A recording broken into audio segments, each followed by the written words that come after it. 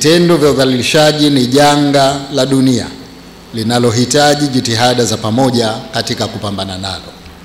Pamoja na jitihada zinazochukuliwa na serikali, asasi za kiraia na wanajamii, bado tumekuwa tukishuhudia vitendo vya udhalilishaji vikiendelea, hasa kwa wanawake na watoto, ikiwemo ndani ya jamii yetu. Kwa mujibu wa ripoti ya utekelezaji wa Jumuiya ya Wanasheria Wanawake ya mwaka 2024, taasisi hii iliwahudumia wahanga wa vitendo vya udhalilishaji wapatao 1964, wakati malalamiko ya madai yalikuwa 1934 na mashauri ya jinai yalikuwa 30. Hii ni idadi kubwa kwa kipindi cha mwaka mmoja, na ukizingatia ni ripoti ya taasisi moja tu. Ripoti hii inatosha kubainisha ukubwa wa tatizo la vitendo vya udhalilishaji katika jamii yetu, ambavyo lazima tuongeze juhudi katika kukabiliana navyo. Naelewa kuwa masuala ya kupinga vitendo vya udhalilishaji yana changamoto zake. Kubwa ni suala la kuwepo kwa muhali na kukosa utayari kwa baadhi ya watu katika kampeni, kukosa ushirikiano mzuri na kuoneana aibu. Umefika wakati sasa lazima tubadilike ili kuinusuru jamii yetu na vitendo vya aina hii. Ni mategemeo yangu kuwa tuzo hizi zitazidi kuhamasisha wanaharakati wa kupinga vitendo vya udhalilishaji kwa wanawake na watoto. Wito wangu kwa asasi za kiraia ikiwemo za Fela kuendeleza mapambano haya bila kuchoka, kwa kushirikiana na serikali katika kupinga vitendo vya udhalilishaji wa kijinsia kupitia njia bunifu zinazolinda utu na hadhi ya mwanamke na mtoto. Wito wangu kwa jamii, tumia maarifa yaliyopatikana katika siku hizi 16 kwa kuongeza bidii dhidi ya mapambano ya vitendo vya udhalilishaji hapa nchini. Katika kuunga mkono mpango kazi wa taifa wa kutokomeza ukatili dhidi ya wanawake na watoto na kufikia malengo endelevu, nitoe wito kwa wadau wa maendeleo kuendeleza jitihada za kuwezesha shughuli za asasi za kiraia katika kupinga udhalilishaji wa kijinsia.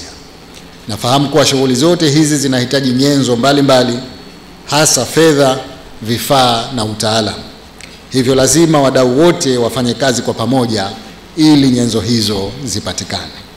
Natumia fursa hii kuwaagiza viongozi wa serikali kutoa ushirikiano wa karibu kwa wanaharakati na wadau mbalimbali katika harakati zao za kupambana na kupinga vitendo hivi. Kwa pamoja tuungane kuhakikisha tunaweka mazingira mazuri ya kisera, kisheria na kiutendaji. Naamini kwa pamoja tunaweza kuifanya Zanzibar kuwa sehemu salama kwa wanawake, wasichana, watoto na jamii nzima. Wito wangu ni kuwa kila mmoja wetu ana wajibu katika mapambano haya. Hapana shaka kuwa Zanzibar bila ukatili wa kijinsia inawezekana. Tukishirikiana, tukiamua na kuchukua hatua za pamoja, tutafanikiwa.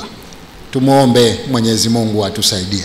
Napenda kuwapongeza washindi wote wa tuzo za mwaka huu.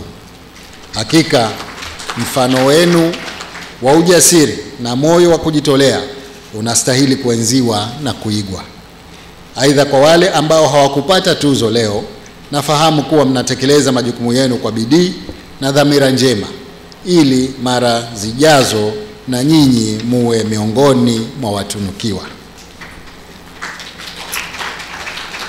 Nasaha zangu kwenu, endeleeni na harakati hizi kwa sababu juhudi zenu zinaonekana na zinathaminiwa na jamii yote. Ili kuleta mabadiliko ya kweli katika kupambana na kuondoa ukatili na udhalilishaji kwa wanawake na watoto, tunatakiwa tuchukue hatua za makini sana kwa kuunganisha nguvu ya pamoja.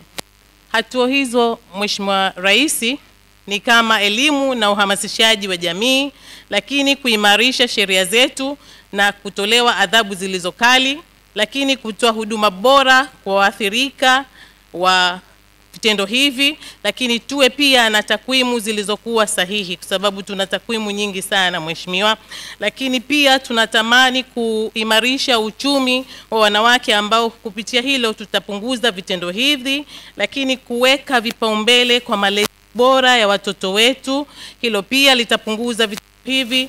Lakini pia kuwashirikisha wanaume na wavulana wetu, kama nilivyosema, wawe ndio machampion namba 2 baada yako Rais, lakini kurejesha maadili na nidhamu ya jamii, tuwe na maadili yale yetu ambayo ya Wazanzibari. Hiyo itatupunguzia mheshimiwa kwa kiasi kikubwa, lakini watu waweze kutoa taarifa bila ya uoga wowote. Taarifa imekuwa tatizo mheshimiwa, watu hawatoi taarifa, na ndio maana vitendo hivi wale waliofanya wanaendelea kufanya. Na katika kipengele cha utoaji tunzo kwa wale ambao wamebahatika kushinda tunzo hizi, chombo cha habari bora katika kupinga udhalilishaji ni Radio Micheweni FM. Shujaa wetu leo katika kukomesha udhalilishaji dhidi ya watoto na ndoa za utotoni ni Bi Mkubwa Hamisa Ali. Shujaa kijana mtetezi wa unyanyasaji dhidi ya wanawake na kukuza usawa wa kijinsia ni Aisha Suleiman Salum. Shujaa katika kuhamasisha afya ya uzazi ni Salum Ali Sudi.